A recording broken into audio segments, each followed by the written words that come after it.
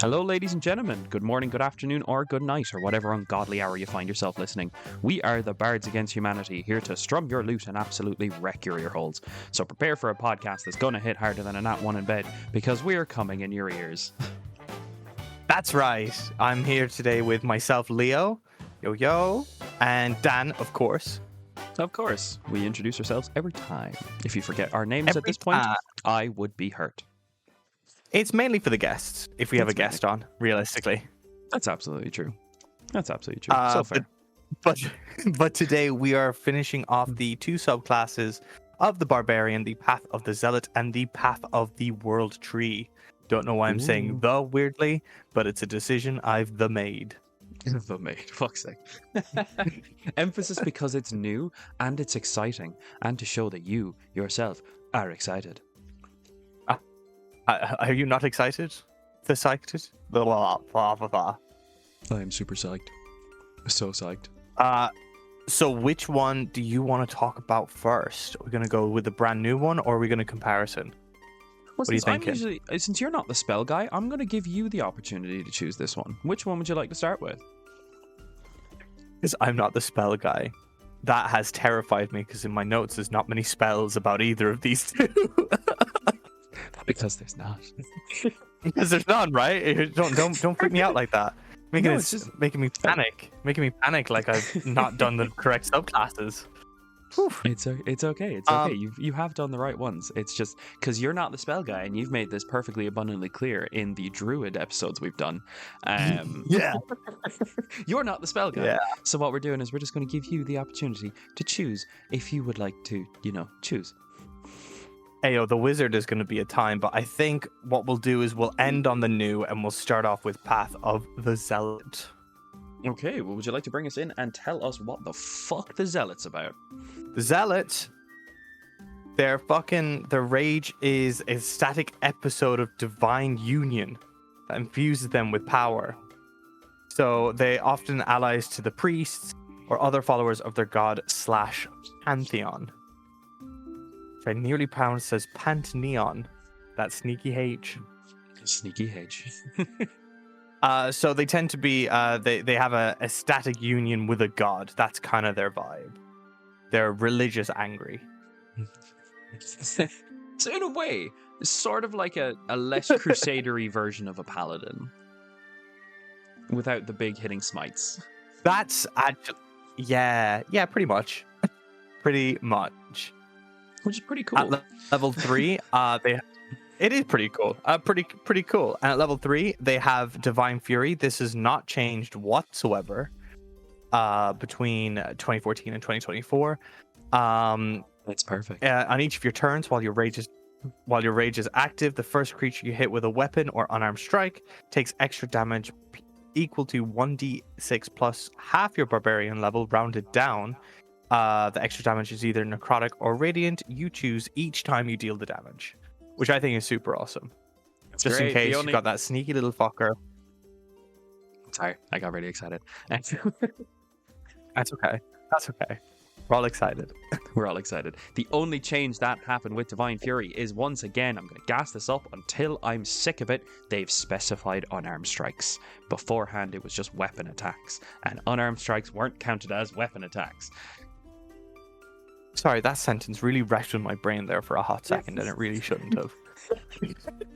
It's okay. You're tired. I think maybe a little bit worn down. That's perfectly fair. I think it's because when you've DM'd, you just didn't care. You were like, of course it would count for an unarmed strike. So it's not really a big difference for me. Personally. It's just because unarmed strikes are cool. They should fucking work with things. Now they've included it in actual writing. You're right there, Leo. I'm good. just a nice big deep breath. A long pause to think about how divine the Divine Fury is. Yeah. It's really cool. It's just extra damage. It's, if you want to technically count it as, it's just a permanent smite on the first creature you hit in each of your turns, which is pretty cool. Don't have to expend anything for it. You just have to be raging. Which, when are you not going to be? Yeah, exactly. Exactly. Now, I think what I have written weird things for Warrior of the Gods. So, Dan, do you want to take it over? Because Cool, I'm a so- bit confused. Okay, so beforehand, what Warrior of the Gods used to be is essentially it was another feature that you got at level 3, and essentially what it allowed you to do is if anyone was to cast, say, the likes of like Raise Dead, Revivify, anything like that, anything that would restore you to life from death, the caster of that spell does not need to expend material components just for you. It was really cool. It just meant that you could revivify without needing a diamond. It meant that your party could save funds and not have to spend 300 gold on your ass just because you fucking died.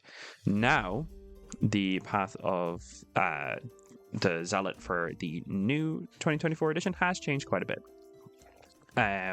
So now it basically allows your connection to your divine deity to help you in your plight in whatever way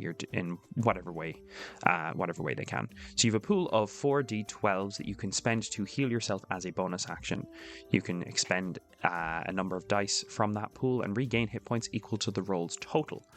You regain those on a long rest, and it increases by the dice count increases by 1 when you reach levels, Barbarian levels, 6, 12, and 17. Arguably, in my opinion, it does give them survivability, which is cool. It can be seen as a more useful and less niche version of the old Warrior of the Gods. So yeah, because I was of the opinion, because this is where my mind obviously was not confused about the brand new 2024 one. But I was so confused regarding like so you can have an example of like Raise Dead as the sole effect of restoring you to life. And I was like, so can they cast it for free? What if they don't have Raise Dead? And I was like, does that mean they just can't Raise Dead?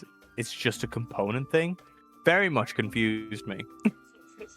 Though I guess we don't really use components massively, if you get me. For the big spells you do, but for the little spells it's kind of like, you probably have it on you. You probably do. You just you argue it's like, anything that usually like DMs will house rule a thing that well, usually I know I do anyway. That casters or anything don't need to actively go out and seek to just buy the little nitty gritty bits like fucking copper wire for message, that you just have a component pouch on you or spellcasting focus. But for the big spells, anything with a monetary value that specifies something that has a monetary value and is consumed in the process, you do need something like that. And all resurrection spells or like revival spells in some way have a cost associated with them. Like Raise Dead, I think is a diamond worth 150. Revivify is 300. True Resurrection is in the thousands of gold. It just meant that if you get like in the higher levels, or even just in the mid game, really, to be honest, you didn't need to spend a huge amount of money on your Barbarian because they fell flat in their fucking ass. Yeah. I mean, I much prefer the new reworking of Warrior of the Gods. It's far more based on the Barbarian build rather than everyone else, if that makes sense. Yeah. You'll obviously have one healer, if you get me, but you can use this once per long rest, which is awesome. This is good. I like this. It's good. It's a nice improvement. It's a change that may sour some folks. I'm now, the more that I think about it, I'm kind of more on the same opinion as you, Leo, that it is nicer. It's cool. It'll gives you more survivability, and especially at level 3, being able to heal yourself as a bonus action for a D12 4 times per long rest if you really wanted to. Once, if you really want a big old boost of healing. Yeah. You can effectively tank a little bit more. It's less niche, and you can use it in a lot more situations than previously. I think the only potential snag I can maybe think of is that it's a bonus action where we're at level 3 and we have a lot of utility for a bonus action. Doesn't leave a lot of wiggle room, because mainly, I'll say most things, even like big boss fights, will have maybe 8 turns. Do you know what I mean? And what happens if you standard be anywhere between, I think it's like 3 to 4 rounds, so it depends on party composition. Oh really? Yeah, it's even less. Rounds is like 3 to 4 rounds is 3 to 4 rounds is a full lot of turns. So round 1 is everyone's turn, round 2 everyone's turn, round 3 everyone's turn, that kind of thing. Yeah. So I'm about to say, as long as the Path of Zealot doesn't continue using bonus action economy, I think it's great. So far, tick. Big old green tick from Leo. Yeah. Booyakasha. To be honest, from what I remember of going through the main Barbarian subclass, I don't think there's really many bonus actions for the new Barbarian, except maybe the level 7 Instinctive Pounce, allowing you to... Well, that's actually when you enter your rage. Never mind, excuse me. There is Sweet Football they can use with their bonus action, so you know what? Give them something else to do. Because the only bonus action a Barbarian typically has is enter their rage, or end it. Yeah, no, I rate it. And I love how for level 6 we have Fanatical Focus. What it does, but I say there's one small change which I'll highlight at the end. Fuck it. Is that once per active rage, if you fail a saving throw, you can re-roll it with a bonus equal to your rage damage bonus, and you must use the new roll. Previously, it was the exact same, except for adding on your rage damage bonus. So thank you. We will take it. Grazie mille. Grazie mille. Yeah, it's a nice little buff. You can re-roll that saving throw with a little bit of an extra bonus. It can be minimum of 2 up to maximum of 4, which is nice. Well, and it's once per active rage, because can't you, isn't it a free action to let go of your rage, or is it a bonus action? I believe nowadays it is a free action to get out of your rage. I think so too. Which does mean if you're in like a bit of a... It's a bonus action to end your rage. Wow. Yeah. That's irritating. Because technically, I was like, if it's a free action, you could end your rage, go back into it, because you do have quite a few rages come level 6. If you're not up against someone who's going to take it off you. Yeah. But you no, could go about the way of just letting your rage drop without making a means to extend it, but then that kind of means you're kind of giving up your turn for doing some meaningful things. But if you're in a position where allowing your rage to just end is just kind of another way to... Oh, never mind. Excuse me. I was looking at take a bonus action to extend your rage, not that you can forcibly end your rage. Don't stress about it. Level 6 Fanatical Focus, I think that is an upgrade, not by a lot, but enough. I like it. We're boosting up again still, which I appreciate. Yeah, it's nice. It's a lovely little thing. Next one, which is another little nice thing, is at level 10 you have Zealous Presence. So it's another bonus action thing that you can do. So Leo might be a fan of here. Use your bonus action again. So I believe it's bonus action in both senses, and I don't believe it's actually changed all that much. I think it actually has. Never mind. I'm looking at the wrong one. Nope, it hasn't changed at all. So as bonus action, Zealous Presence, you can unleash Battle Cry and up to 10 other creatures of your choice within 60 feet that can hear you, gain advantage on attack rolls and saving throws until the end of your next turn. Once you use this, you can't use it again until a long rest. That was 2014. Unless you expand your use of your rage. Now I believe it's, you can use a charge of your rage. And eventually, you just gain infinite charges of rage, so you can just use it once a turn. Holla! Which is about to say, there's a small pivot to which I'm curious to see your opinion of. Because at the end of it, about to say you can, unless you expend a use of your rage, which says no action required to restore your use of it. Would you say, that's just to restore the use of the Zealous Presence as a bonus action? You can't just use your rage and then call it a free action for the whole Zealous Presence. That is only if it's like filling up milk. I'm not exactly sure what you're trying to get at, but what you can do, and it's the same for other abilities that mention this, is you use the bonus action and you just mark off a charge of your rage to use that bonus action. Yeah. So it's like when you go to use that ability again, you just call that you're using it a second time and you're expending a charge of your rage for it. I am delighted you did not challenge. What do you mean by filling up milk? I'm so glad we sauntered past it and we're just going to move on immediately. Oh yeah, we're going to move on. Move. Having more once again, come hit us up with your chocolate milk sponsorship. Where this please. This this level 14 has changed a lot. So previously you had Rage Beyond Death. That at level 14, it allows you to shrug off fatal blows while you're raging. Having 0 hit points doesn't knock you unconscious. You still have to make death saving throws, and you suffer the normal effects of taking damage while at 0 hit points. But if you would die due to failing death save throws, you don't die until your rage ends. And then you will die if you still have 0 hit points, which is huge. Zealots were unkillable. Unkillable. I fucking tried. So, I tried. but how has it changed? How has it changed now? Now it's got a complete overhaul, and it's now called Rage of the Gods. So when you activate your rage, you can assume the form of a divine warrior. You can take on a portion of your benefactor's powers, abilities, or whatsoever. It lasts for a minute or until you drop to 0 hit points. And once you use it, you can't use it again until you finish a long rest. So you gain flight, a fly speed equal to your speed, and you can hover, which is cool. Resistance to necrotic, radiant, and psychic. And you also have an ability called Revivification. So when a creature within 30 feet of you drops to 0 hit points, you can use a reaction to expend a charge of your rage to instead change the target's hit points to a number equal to your Barbarian level. So at minimum, when you use this ability, it will set them to 14 hit points instead of 0. Which is cool. Really cool. It really makes you feel like you're taking on the divine avatar state.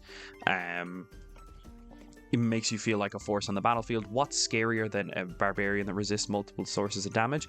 A barbarian that can fly and resist even more.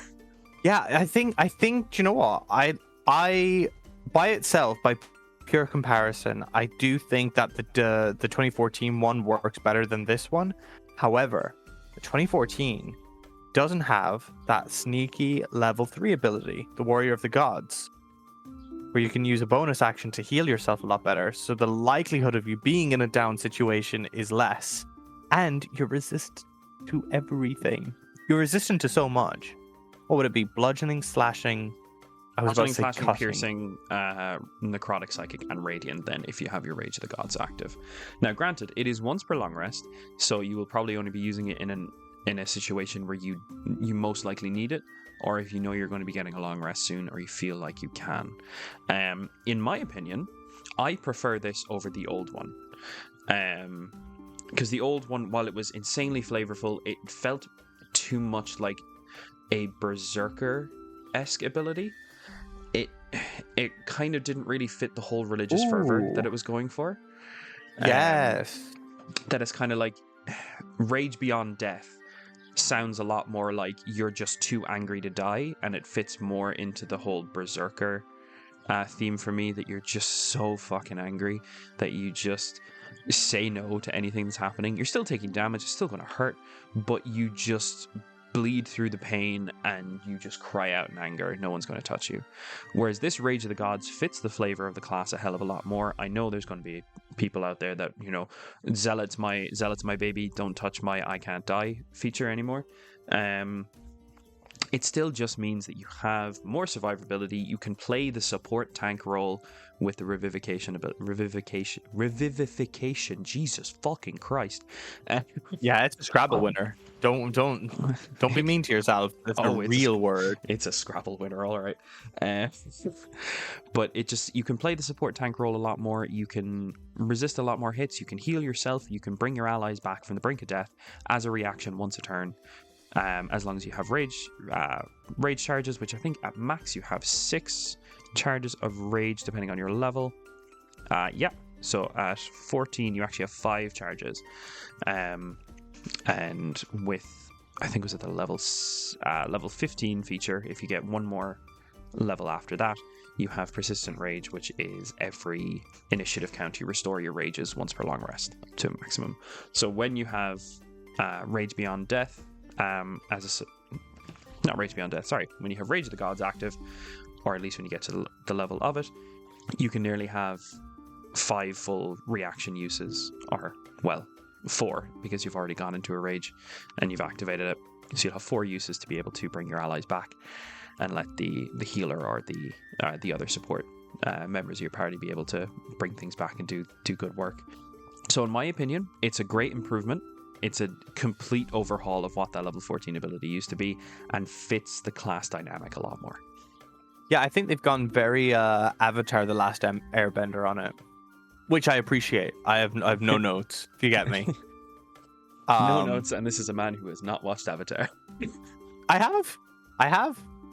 I watched it relatively recently, actually, which is a bit depressing. I didn't watch it as a kid.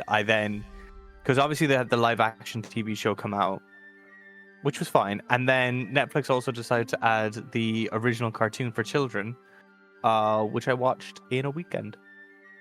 It's so easily done in a weekend, and it's a great little cartoon. I love that.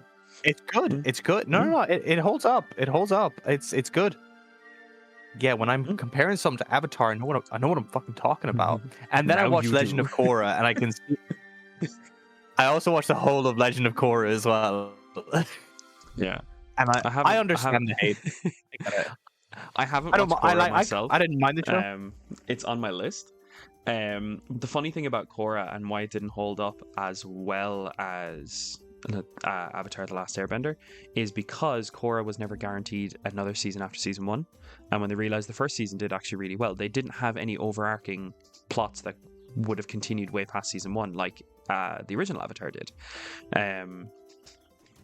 So after season 1, when that did well, they greenlit it for season 2, so they had to make a new plot line for season 2. And then after season 2, they were like, oh shit, we have to greenlit it for another season, so season 3. They never actually planned for 3 seasons. They only planned for 1 season, then it did well, did another, did well, did another, did no more. It's fine. I actually think it's more of it's a slightly different problem where it's fine. Do you know, it's grand. But Avatar is quite interesting, if that makes sense. Like they did something really interesting with Korra where they put it into a bit more of a cyberpunk city vibe, because we go all around the fucking nature thing. With Aang, like forests and shit. I don't know why I called it the nature shit. But so with Korra, it's all in cities and stuff, and you're like, yeah, let's get involved. I don't know. It feels like they did a lot of heavy lifting for the first 70%, and they were like, oh, look at all this heavy lifting we did. We don't need to do anything. It's like, no, you're not done yet. Keep going. Go on. Keep it going. It's like, you know, when your dog has his front 2 paws on the couch, and you're like, come on, you're nearly there. Yeah, come on. That's Legend of Korra. Super fair. The last Airbender, your dog just simply fully jumps up on the couch. Legend of Korra is the other one. Come on, buddy. Come on, you're so close. Yeah. It's on my watch list. I'll get to it eventually. I just have other things to get through first. I mean, if you like the Last Airbender, I think like it's worth finishing it just to finish it, but that's a poor recommendation for anything. Oh, it is a Lord. little bit, but it's just, you know, when you're committed to the bit, you gotta finish the bit, you know? Yeah, no, 100%. You don't finish. You're about to say you finish Yu-Gi-Oh! GX, even though it gets a bit weird. Yeah, and then English doesn't have the 4th season of GX. No, and it's very confusing. Yeah, and then the movie, I can't remember what the name was. It was like something Dimensions. Like There's a movie? There's a movie, Beyond the Dimensions, where it has... it's where do you know the Malefic Yu-Gi-Oh cards came from? They came from that movie. Yeah. Where we had Jaden, Yusei from 5Ds, and Yugi from Yu-Gi-Oh all team up, because this villain from some dimension beyond went around to all of the what is it, like some protagonists in some of the worlds in like 5D's GX and the original Yu-Gi-Oh, stealing cards because he required them to convert them to Malefic. So you had like Malefic Rainbow Dragon, you had Malefic Stardust Dragon, you had all these kind of things, and so they had to all team up and basically just duel this man together so that they could get their cards back. I think I've watched this movie. Yeah, and it's really jarring, right? Because it is in English, and it's the only English iteration of Yu-Gi-Oh! GX where you actually see Jade and Yubel together, as because you know the way at the end of spoilers if anyone who Yes. hasn't watched fucking GX, you're gonna get spoiled now. It's been out for years. It's your own fucking fault. Where Jaden casts super polymerization on himself and Ubel and basically fuses their spirits, so he becomes Jaden Ubel. Yeah, because for me, right, I tried watching season 4, right, and I lost interest nearly immediately, and I'll tell you why. So firstly, it's a lot of reading, obviously, needs subtitles, and the very first scene has is it Zane? There's one character who's in a wheelchair by the beach, and I just kept thinking, like, how the fuck did he end up here? How on earth did he get to this side of a beach? Like, and then the other character just walks away, and it's like, so wait, he's gonna roll himself off a beach? Like, this looks like a nice beach, not like the sand is compact. No, it's loose. It's getting in the wheels. How is he gonna move? And that really stuck with me, apparently. Apparently, when an anime doesn't set any expectations for realism, it loses Leo's interest. Yeah, no, it was instant. It's the very first scene of that season, and I was like, what? There's no fucking wheelchair tracks in the sand. There's no one gonna push him out. How the fuck did he get here? Did he just teleport? He's supposed to be ill. How on earth is he gonna push himself? Like, he's not just ill. He's a very stressed heart because he dueled with rage, and that caused him to have a pretty much fucking heart attack. Every single episode, it was terrifying. Yeah, kids watch this, ladies and gentlemen. Anyway, back to the topic at hand. To the moment, Yu-Gi-Oh! GX. We're changing the podcast. It's all about Yu-Gi-Oh! GX now. Anyway, back to the topic at hand. The Barbarian subclasses, and what I hope you've all been waiting for, the Path of the World Tree, the new subclass that has been released for Barbarian. Essentially, Barbarians are connected to the tree Yggdrasil, whatever you want to call it. I don't know how it's You pronounced it perfect first time. Yggdrasil. Exactly. Okay, good to know. So through their anger, through their rage, however you want to flavor this, they are connected to this world tree that its roots grow out through the outer planes and connects everything to the material plane in some way, shape, or form. And the barbarians just draw on this tree's magic to fuel their abilities, which is really cool. So Leo, do you want to give us a run over of how the first level 3 subclass ability actually works? Yeah, absolutely. Got to remember that Yggdrasil is a Norse god, in case you're nerd enough to play D&D, but not nerd enough to know Norse mythology. It's not a Norse god. Isn't? No, it's in Norse mythology, though, isn't it? Oh, you called it a Norse god, though. That's why I'm just. Oh, did I? That's why I called it a god. No, it's a bush. It's a big bush. That's why I'm being actually. All right, level 3, Vitality of the Tree. When you activate your rage, you gain temporary hit points equal to your barbarian level, which is very nice. And then at the start of each of your turns, while your rage is active, you can choose another creature within 10 feet of yourself to gain temporary hit points as well. To determine the number of temporary hit points, roll a number of d6s equal to your rage damage bonus and add them together. If any of these temporary hit points remain when your rage ends, they vanish. Which is awesome. Who doesn't love just, sharing the love? Give some 10 hit points to your allies. Usually, the one that's going to be within 10 feet of yourself at that point is going to be another melee character. So, potentially, 2 tanks. Yeah, no, I like it. Lots of healing. Nom nom nom. Love it. And you know what the best part of it is? It doesn't actually use an action or a bonus action. It's just at the start of your turn, you can choose an ally to gain bonus hit points. Love the action economy. Exactly. You know me. It's really good. It's sustainability. Again, what we love, what the Barbarian's all about. And 10 hit points are also affected by resistance, so you're going to be able to lose less of them as you go. So you'll be gaining 3 temp hit points when you activate the rage. It's not much at level 3, but you know what? You're already a tank, so it's extra. Yeah, considering this is the only ability you get at level 3, it is a slight bit of a downgrade to the Path to Zealot, which we will have to come back to because we didn't really finish it. We have one final question that we always ask ourselves after a subclass. We'll do it at the end. I'll do it. But I think it's good. I think it's we're going down a route. We are going down a route. A route of the world tree, would you say? I don't know why the evil laugh for a ship pun. All right. But that brings us to the level 6 ability, the branches of the tree. So whenever a creature, it doesn't necessarily have to be an enemy, it just says a creature. It can be your ally if you really fucking want to fuck with them a little bit. So when a creature starts its turn within 30 feet of you, while your rage is active, you can take a reaction to essentially summon these roots from the world tree to curl around them, and they must succeed on a strength saving throw, which is determined by 8 plus your strength modifier plus your proficiency bonus, or be teleported to an unoccupied space that you can see within 5 feet of yourself, or the nearest unoccupied space that you can see. And after the target teleports, it can't fucking move until the end of its turn.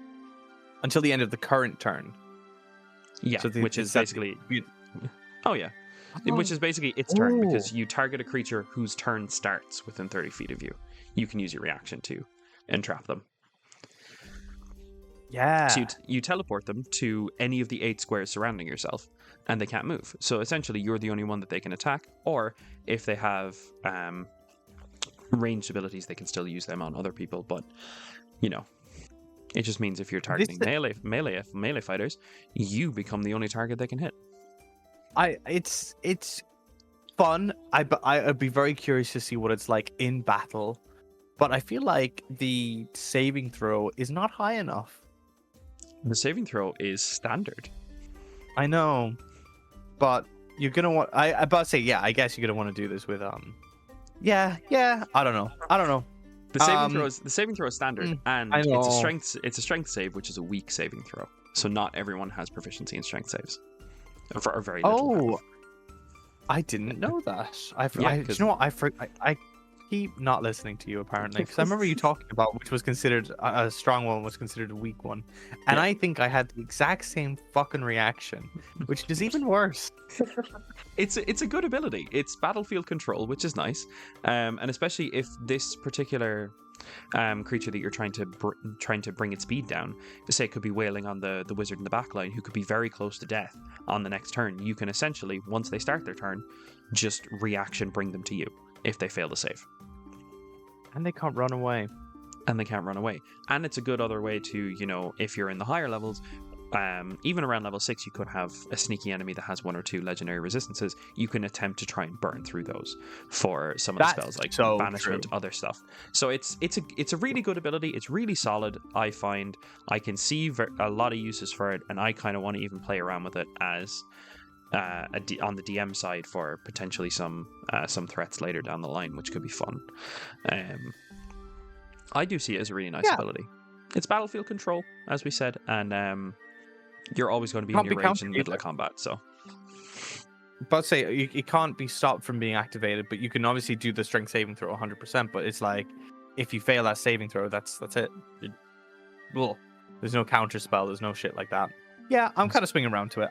I'm hesitant to glaze it. Obviously, we had Josh during the Druid episodes, and God, did he glaze! And I don't want to be like that. I want to be. Donut factory was open. Let's say. Yeah. Not going into it. What about their level 10? Level 10, during your turn. Sorry, my apologies. I should actually. Level 10, you have battering roots. So during your turn, your reach is 10 feet greater with any melee attack that has the heavy or versatile property, as tendrils of the world tree extend from you. When you hit with such a weapon on your turn, you can activate the push or topple mastery property in addition to a different mastery property you're using with that weapon. Now this is good. This is good. And do you know what's even This is funnier? good. Do you know what's really fucking funny? I Right. mean, what happens if you have a 10-foot? Oh, what if you have like a halberd? Is your See that? reach 20 feet? Yeah. Do you know what's even That's- funnier? What? Bugbear. I don't follow. Bugbear have an extra 5 feet reach because of their long arms. Oh shit! Yeah, With that, while you're wielding a halberd, you can have 25 feet reach that's stupid. with a melee attack. Let that sink in, folks. And I actually quite like the the master property thing, being able to activate 2 in the same go. Yeah. It's gonna be interesting. This is good. This is good. And especially because I don't know off the top of my head what mastery property a halberd has. For example, if we're going off of that one. But if it's different than push or topple, you have both of those that you can activate in tandem. Or if say one of them is push and the other is topple, you can use both of them simultaneously and just kind of knock them prone and push them, say, 5-10 feet back? I believe it is 5. Hmm. Why did we To push them. why did we choose halberd? I've never used this weapon in my life. I don't know, but I think you just chose one that was like, oh yeah, this is 10 feet. With 10 feet greater reach, guess what? I'm hitting you from 30 feet, not 30 feet, 20 feet away. On my turn. So yeah, so a halberd would have cleave, right? So when you hit a melee attack roll, you can make a melee attack roll with the weapon against the second creature within 5 feet of the first one. On a hit, the second creature takes the weapon's damage, but you don't add your ability modifier. Oh, cool. So that could be pretty dangerous, pretty fun. Because actually, about to say within 5 feet. I wonder if certain DMs will be like, well, it would be 5 feet because that's a melee range, but your melee range is 15. It'd be an interesting call. If I was a player, that would be a challenge for me. I'd be like, think about it. Because of my ability. Normally, without the ability, completely agree. But with the ability. Come again? Can you I don't think any of that fucking registered. Oh, sorry. So for cleave, the ability, it says that you can hit a second creature within 5 feet of the first. Mm-hmm. That is also within your reach. Yeah. Normally, that would mean they'd have to be next to each other. It's the implications of a melee attack, right? Yeah. But with battering roots, your melee reach is 10 feet greater. Yeah. So if I was a player, I would argue that could it be 15 feet for the second creature? No. Read cleave, it's within Boom. 5 feet of the original. That's what I the know, but ability states.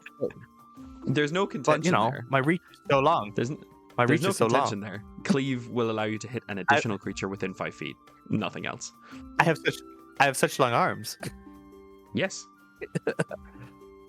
And you're already hitting someone quite far away. True, But no, true. it's- But this is. Do you know what? This is once again battlefield control. Not battlefield. Field control. Like at this stage, you're able to move people quite a lot. Because topple, I believe, will make them prone. Push, you're pushing them back. And obviously with the level 6 ability, you're able to teleport people, kind of fucking up their turn. But it's battlefield control. Exactly. Interesting. It is interesting. I do like it. It's nice being able to just hit something from 10 feet away. Now, the thing is, I'm not sure, has a halberd got the heavy or versatile property? I know for a fact a longsword does. I know, say, like a greatsword has the heavy property, because that can only be wielded in 2 hands. So stuff like that. So traditionally, you might only have 15 feet of reach, which is still good. Well, I'll have to do a little bit of looking up to see if a halberd has the heavy property, but that would be interesting to see. No, it does. It does. It's considered heavy. Ooh, anything that requires you to hold with 2 hands is heavy, isn't it? Yeah. Yeah, that's it. Okay, yeah, halberd works. 25 feet with a Go bugbear. nuts. Bugbear, halberd. Possibly one of my favorite abilities with this is the next one, the level 14 ability, Travel Along the Tree. So Yeah, go for it. When you activate your rage, or as a bonus action while your rage is up, you can teleport up to 60 feet to an unoccupied space that you can see. It allows you as a barbarian to get the fuck around the battlefield as easily as you want. And once per rage, you can increase that range of the teleport to 150 feet. And when you do, you can bring up to 6 willing creatures who are within 10 feet of you. And each creature teleports to an unoccupied space within 10 feet of your destination. It is a get out of jail free card. Yeah, it is. Because then you can go into a chase sequence where you can just keep teleporting 150 feet away as long as you keep letting your rage lapse. It is also just an easy ability to be able to, if you want to use your rage outside of combat, to be able to go into a rage and take you and your allies 150 feet away if you need to. Like, say you could have triggered a trap that's going to fall in a round. You're in your rage, or it's going to fall in 1 or 2 rounds, or you need to get out of there quickly because, say, for instance, you've triggered an explosion that has like a 12-second countdown, 2 rounds, say, for example. Go into your rage 1 round, and on the last second of the next round, teleport everyone out to safety. It is another battlefield control ability. It's really bringing up the whole... These 2 barbarian subclasses that have come out or that have been either come out new, like this one, or with the stage of Path of the Zealot, have really brought the whole support tank role to Barbarian. They can deal the damage, and they can make sure that everyone's okay. Yeah, no, I quite like it. There's a lot of, it's far more RNG than your regular barbarian abilities tend to be. Where I think its best utilization is outside of combat, which is wild for a barbarian. But I'm vibing with it. I'm here for it. I think it's good. Now, what we will do is, what do you think the brand new Path of the Wild Tree is out of 10 as a barbarian subclass? I feel like I'm too consistent with my 8s, so I feel like I have to be a little bit different with it. It's good. It's not the most amazing subclass. It works really well with its own abilities. It pairs really nicely with some of the barbarian base class abilities. Just being able to move that a little bit more, being able to have your advantage on initiative rolls, just the extra damage that you can do, everything like that. I personally feel the Path of the World Tree is a very, very solid 7 at the bare minimum. I can't see it going any lower. I can see it going higher, and in the hands of someone who's really good at thinking ahead with their turns in D&D, I feel like this could be a very painful subclass for a DM to deal with. That's fair. I'm very much I'm on that journey, but I really want to give it a 6. I don't know if a 7 is too high, because on paper it's super fascinating, and I think you're dead right. With the right person, it could be very, very interesting. Can I give it a 7? It's up to you. This is personal opinion time. Hey, you were very strong. Oh, I can't see anyone with a brain cell would give it over a 7 minimum a 7. Again, personal opinion. Do you know what? Just because, now granted, it's a different type of barbarian. On paper, it looks like it would work, but obviously, I've never seen a version of it tried. There's no subclass similar to it, so we can't be like, oh, it might work like this. Like we were able to. I don't know. I think I'm gonna stick with 6, but I could very easily. That could easily go up. I can't see it really going down. When it comes to an interesting subclass like this, if you're not going to utilize it properly, it won't work properly. That's very obvious. But could it work better than what I'm currently thinking it could? Easily. So that could easily go up, but I'd be very shocked if it would go down. Yeah, I'd be honestly shocked if it went down. I'd love to try it. Kind of like the whole time we've been doing the Barbarian and covering this, it makes me want to play a Barbarian, because as I said, I've only played it once. I think I've NPC'd a couple of Barbarian enemies for you to fight, but I think they were just kind of like generic, like semi-improved berserkers kind of thing. I don't think I gave them anything too fancy, but it does make me want to give Barbarian a chance as a player if I did go down that route. It's good. No, I've really enjoyed it. And the one thing we did forget is actually giving the Path of the Zealot subclass a ranking out of 10. Never did it. Do you want me to go first this time? Go for it. Give me your thoughts. I think they've really improved the Zealot. I understand people are going to be irritated that they can't die anymore. Well, they can now die, but I think they've really gone down the avatar route, and it works really well. I think it gives them far more survivability, even though they can go get downed quicker, if that makes sense. Even them themselves personally, but the whole support. It's a real support tank, and that's mainly at the very end. I'm a bit cautious about bonus action economy, but I want to give this like a 9. Oh, that's fair. Yeah, I'm going to give this a 9. You know what? I'm kind of on the same boat. It is by far, out of all the subclasses we've covered for Barbarian this time around, it's my favorite. Yeah. Come level 14, you'll have 6 resistances. 6. And just very huge. Common resistances. Psychic might be the only weird one, but even then, not super obscure. Like a lot of in our campaign, we've dealt with a lot of psychic damage recently. I don't know if that's just recency bias or not. But yeah, 9, which is where it's going to be such a shame with other Barbarian subclasses like the World-Tree, where it's like you have the Zealot right here. Why would you not go for the 9 out of 10?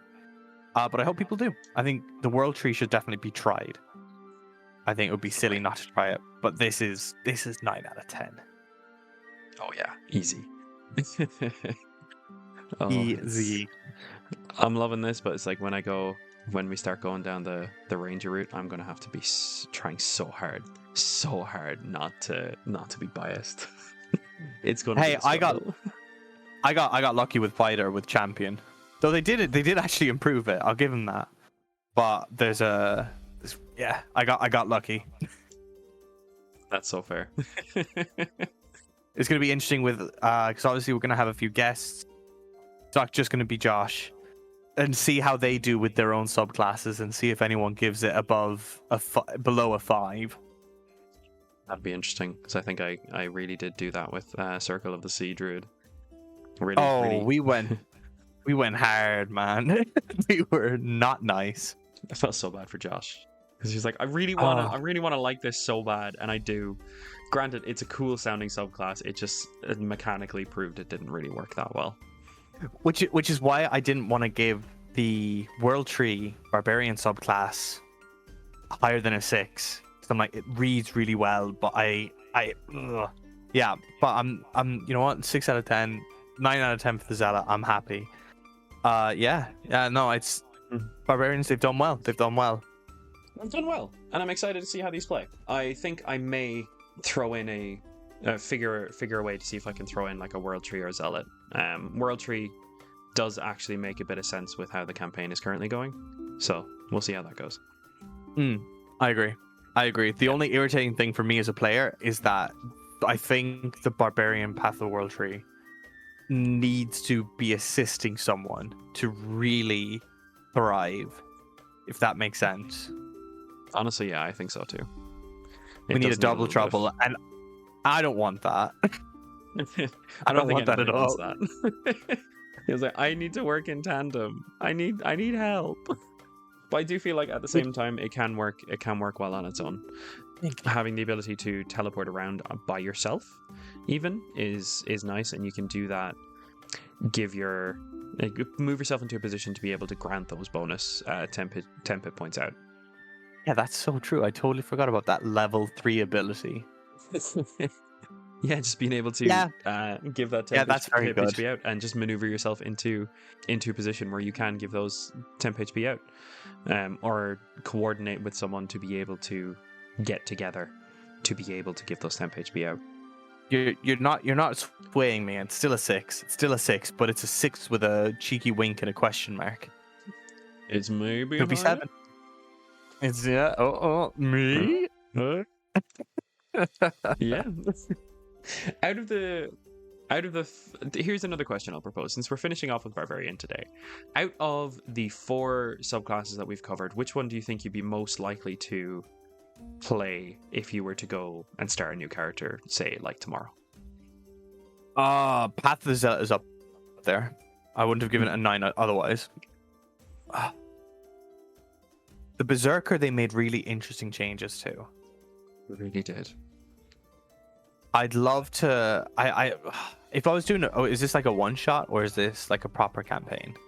If you were to play this character one through fruition, or one through completion, sorry, 1 through 20, whole campaign. Do you know what? I would probably try something a bit wild and maybe go Path the Wild Heart.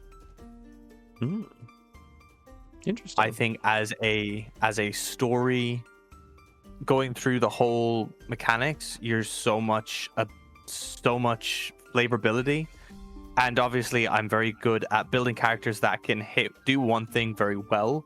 And I think it might be interesting for me. Pretty cool. I feel like out of the 4, I feel like the ones that have the most kind of plot tie-in ability would be either Zealot or World-Tree, especially if you're doing a little bit of planar travel or planar interaction in your campaign. I feel like World-Tree could really work in your favor for that kind of campaign. Like if you started off in the Astral Sea and you were traveling to and from different planes, I feel like World-Tree being able to follow the routes that you could flavor it that your map of the outer planes consists of following the roots of the World-Tree to these planes. Something like that. That's just off the top of my head. I feel like if I was to go into a campaign tomorrow, I'm leaning more towards trying out World-Tree just because of the story implications it could have. Well, that's why I asked you. If it was a super short campaign, I'd love to see how it actually plays out. So if it was like a one shot, easily World-Tree. It's the most fascinating. How far can you actually push it? And I'll say maybe not necessarily a full one shot, maybe like a really short campaign, maybe like 4 or 5 sessions, just in case in that one shot you don't really have the opportunity to kind of get the best out of the subclass. But I think to be stuck with that subclass terrifies me in case it doesn't work out well. At that stage, I'm jumping off cliffs and begging my party not to revive me, and I'll see them next week with a Path of the Zealot. Do you know what? The easiest thing, just as a point of contention for any folks listening, if you're unhappy with your character, don't be down in the dumps thinking you still have to play it, because if you've worked with your DM to create a backstory to tie them in, they want you to have as much fun as they're having.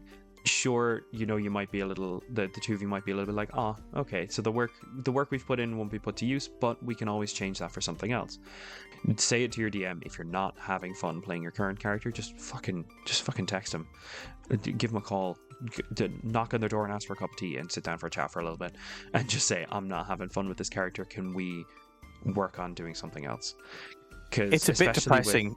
It's a bit depressing, but especially with how, the one thing I'm imagining is how you can switch from World-Tree to Zealot pretty seamlessly if you wanted to keep that Norse connection, right?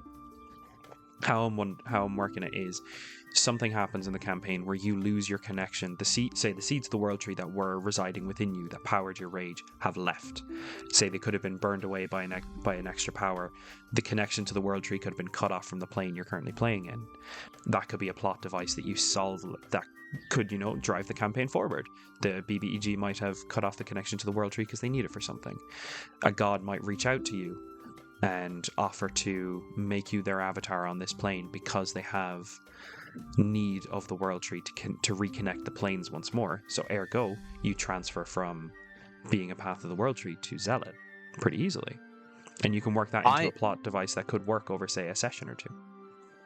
I think you may have potentially overcomplicated it, but that's the beauty of the DM, the lifelong DM. Because you got to remember that for the Path of the Zealot, it's followers of their god or a pantheon. Just make it a Norse god. Yeah. Just make it a Norse god. I'd hate to say it in so few words. Just make it a Norse god. That's kind of what I was getting at when a god reaches out. Because it could be one that you already followed, but you're you believed and followed them and you prayed to them, but your connection to the world tree was always what drove you. But your severed connection to that world tree now makes you seek divine guidance from those that catered to the tree. Yeah, For it's like example. you'll have that you can have that connection and then start praying to what is his name, Heimdall. Is that correct? Heimdall. instead of the world tree, you're now praying to the Bifrost itself. Please, what's going on? Hey, it makes sense. But I'll say it connects. I think you can tell who did better in English. It's definitely They just pray to a Norse. They just pray to a Norse god instead. Fuck the tree. Oh man. But yeah, But I think, I'm excited. yeah, I am. I do apologize for cutting across you. Go for it.